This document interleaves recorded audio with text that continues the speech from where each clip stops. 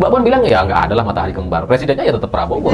Pernyataan Mbak Puan itu cenderung bisa membuat Pak Jokowi jadi mati gaya gitu. Setelah ini kita lihat saja perkembangan selanjutnya akan seperti apa. Tapi ya bagi saya setelah pertemuan antara Prabowo dan Ibu Mega nantinya seminggu atau 2 minggu lagi, kalau ini dilaksanakan secara terbuka, maka klaim berkuasanya seorang Jokowi atau klaim atau cerita soal matahari kembar itu benar-benar bisa dipatahkan. Assalamualaikum guys, jumpa lagi di channel Jurnal Terupdate. Jadi setelah pertemuan Presiden Prabowo Subianto dengan Bu Megawati nampaknya membuat Pak Jokowi gusar. Apalagi manuver politik Puan baru-baru ini sungguh di luar dugaan. Dia tak perlu berlama-lama, untuk lebih jelasnya langsung saja kita simak bersama-sama video ini guys. Bismillah. Pernyataan-pernyataan Mbak Puan kalau kita mau perhatikan itu selalu berhasil untuk membuat Pak Jokowi jadi kayak mati gaya gitu.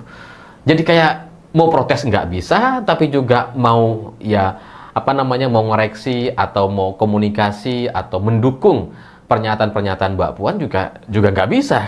Contoh misalkan seperti isu soal matahari kembar yang kemarin disampaikan atau dimunculkan oleh PKS gitu ya. Jangan sampai ada matahari kembar katanya, karena ini ngelihat beberapa orang menteri itu sowan ke Pak Jokowi dan masih mengakui bahwa Jokowi adalah bosnya gitu. Dan ketika Mbak Puan ditanya, itu sangat unik jawabannya gitu.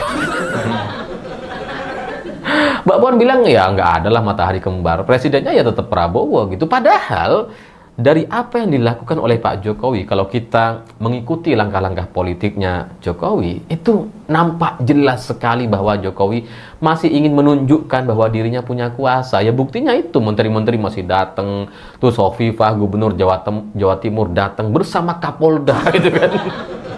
Itu kan menunjukkan bahwa ya Jokowi masih punya kekuasaan, masih sangat berkuasa hari ini gitu. Ya meskipun Hovifah dan Kapolda nggak ada hubungannya dengan Jokowi dan nggak ngerti kenapa bisa sowan ke sana. Ketua partai ya bukan, Kapolri ya bukan gitu ya.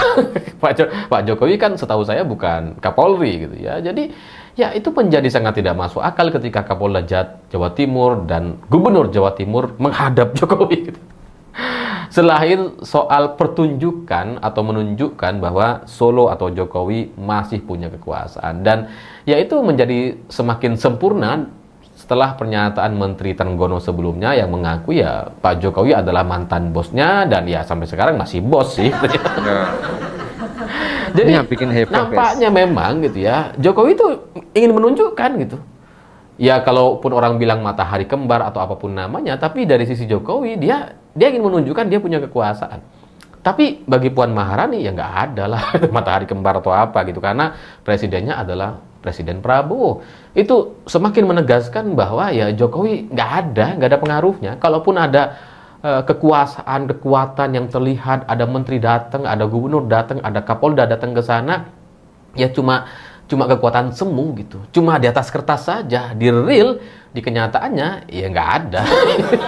Ya. Jadi dari apa yang disampaikan oleh Mbak Puan Maharani yang sebenarnya cukup baik komunikasinya dengan Pak Jokowi, itu kan jadi kayak mau dibantah nggak bisa, mau didukung juga kan saya pengen menunjukkan kekuasaan kok malah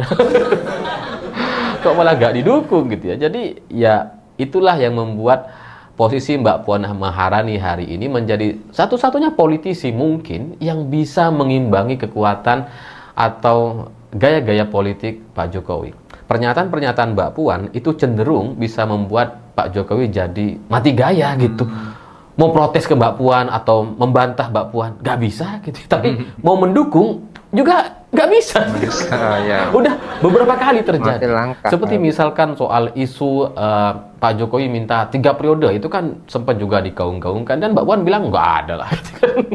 Dianggap remeh-temeh gitu. Mungkin orang banyak yang nggak setuju. Mbak Puan ini kok malah nggak mau mengakui. Tapi dari sisi komunikasi atau gaya politik Puan Maharani itu dianggap hal yang sepele. Ngapain bicara itu?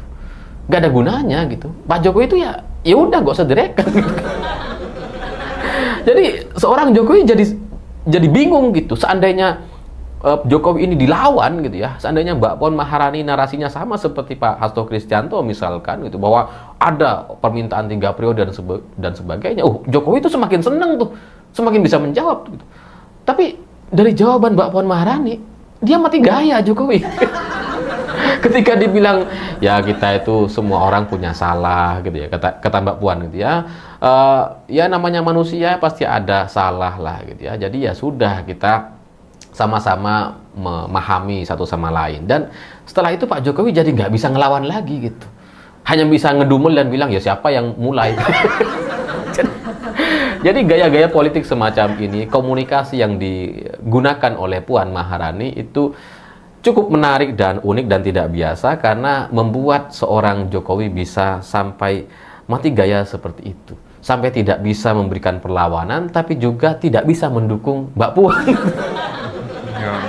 Mau diem nggak bisa gitu ya, mau protes juga nggak bisa, karena yang dikatakan oleh Mbak Puan itu seolah-olah mendukung Jokowi sendiri gitu. Jadi ya setelah ini kita lihat saja perkembangan selanjutnya akan seperti apa. Tapi ya bagi saya, setelah pertemuan antara Prabowo dan Ibu Mega nantinya seminggu atau 2 minggu lagi, kalau ini dilaksanakan secara terbuka, maka klaim berkuasanya seorang Jokowi atau klaim atau cerita soal matahari kembar itu benar-benar bisa dipatahkan dan bisa dipastikan juga sudah selesai. Karena dengan begitu, dengan Presiden Prabowo bertemu dengan Ibu Mega, apalagi dilaksanakan secara terbuka, apalagi nanti kemudian disusul dengan terjadinya reshuffle orang-orang Jokowi, nggak harus diganti oleh kader-kader PDI Perjuangan, cukup reshuffle orang-orangnya Jokowi, maka itu menjadi satu deklarasi yang sangat jelas bahwa Presiden Prabowo memilih jalur yang pasti-pasti aja gitu ya, ini dengan berkoalisi atau meminta dukungan ke PDI Perjuangan yang punya kekuatan politik yang real di masyarakat. Sementara kalau kita melihat Pak Jokowi, kekuatan realnya itu nggak ada gitu, cuma di atas kertas saja. Ya survei gitu ya, baliho lebih banyak, dan itu sudah terbukti di pemilu tahun 2024 lalu, di mana jumlah baliho PSI yang ada gambarnya Jokowi itu tidak mampu untuk kemudian membuat suara PSI lolos ke Senayan, meskipun sebelumnya sudah nampak dilakukan pengoplosan gitu ya, digelembungkan, tapi kemudian ketahuan dan akhirnya ya PSI lagi-lagi gagal lolos ke Senayan. Jadi selanjutnya Jokowi di mana gitu ya? Setelah pertemuan Prabowo dengan Ibu Megawati nanti dan kemungkinan juga akan terjadi reshuffle, pertanyaannya Jokowi mau ngapain, mau gimana gitu. Kalau sebelumnya Pak Jokowi bisa menunjukkan kekuasaannya karena Presiden Prabowo belum ketemu dengan Ibu Megawati, sehingga Pak Jokowi masih bisa memainkan trik atau apa namanya kekuatannya gitu. Tapi kalau Prabowo dan Ibu Mega semakin ketemu, semakin intens dan kemudian menyatakan mendukung atau saling bisa bersinergi, maka peran Jokowi bisa dianggap ya nggak ada. Pak Jokowi mau apa? Kan udah nggak bisa apa-apa gitu. Jadi ya bisa dibilang sampai di sini nasib dari Pak Jokowi dan sekeluarga itu bisa sangat-sangat bergantung kepada kubu Puan Maharani gitu. Karena kalau kita melihat dari banyaknya partai politik yang hari ini sebelumnya itu mendukung Pak Jokowi, seperti misalkan PAN, Golkar gitu ya, yang seolah-olah akan memberikan segala-galanya kepada Pak Jokowi, tapi sampai sekarang itu tidak mampu untuk memberikan posisi apa-apa kepada Pak Jokowi. Sementara hanya Mbak Puan Maharani lah yang kemudian mungkin masih punya peluang atau punya kans untuk bisa membiarkan setidaknya Jokowi berjalan di tempat gitu, atau ya setidaknya tidak diusik untuk masa-masa yang akan datang, atau bahkan bisa juga terbuka peluang bagi Mbak Puan untuk memasukkan lagi Jokowi menjadi bagian dari koalisinya. Dan ya begitulah cerita-cerita politik di negara kita, dan ya apapun bisa terjadi gitu. Dan ya itulah juga yang terjadi kepada Jokowi dengan Prabowo yang begitu sengit bertarung dan begitu keras pernyataan-pernyataan di Pilpres 2014, tapi ternyata pada akhirnya bersatu.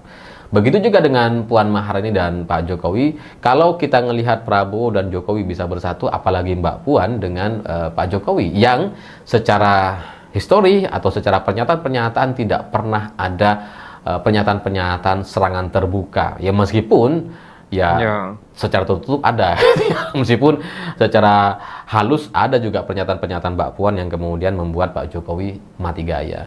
Jadi ya kita menunggu gitu, kalau ini sampai terjadi koalisi atau dukungan atau menghabisi atau mengganti orang-orangnya Jokowi di Kabinet Merah Putih dan PDIP semakin intens berkomunikasi dengan Presiden Prabowo, maka itu tanda semakin melemahnya peran atau kekuatan Jokowi, dan mungkin setelah itu tidak hanya reshuffle menteri, tapi juga Kapolri pun ya, saya dengar juga akan segera diganti dan sudah ada namanya dengan inisial R katanya gitu ya, dan kita tunggu saja apakah pergantian ini akan terjadi dalam waktu yang cukup cepat. Karena ya semakin cepat seharusnya lebih baik, karena kalau semakin ditunda-tunda ini akan semakin membuat situasi yang terjadi di negara kita semakin tidak pasti. Oke guys, memang manuver Puan Maharani baru-baru ini sungguh sangat di luar dugaan sekali guys. Jadi yang mengejutkan, Puan Maharani memastikan akan adanya pertemuan lanjutan antara Presiden kelima RI Megawati Soekarno Putri dan Presiden Prabowo Subianto. Dia menjelaskan bahwa pertemuan Prabowo dengan Megawati sesuai harapan PDI Perjuangan dan Gerindra untuk membicarakan soal sinergi membangun bangsa dan negara. Puan juga menegaskan bahwa Bu Mega juga menyampaikan PDIP siap bersinergi dengan pemerintahan dan membantu Pak Prabowo dalam menjalankan tugas-tugasnya. Ini menjadi pertanda bahwa PDIP tetap menjadi kekuatan besar di kancah politik negeri ini, guys. Selain itu, soal isu matahari kembar, Puan Maharani menegaskan bahwa tidak ada matahari kembar di pemerintahan saat ini, dan presiden saat ini cuma Presiden Prabowo Subianto. Jadi mungkin itu yang menjadi manuver politik dari Puan Maharani. Jadi bagaimana menurut kalian soal video ini? Tulis komentar di bawah ini ya guys. Saya pamit dulu. Wassalamualaikum warahmatullahi wabarakatuh.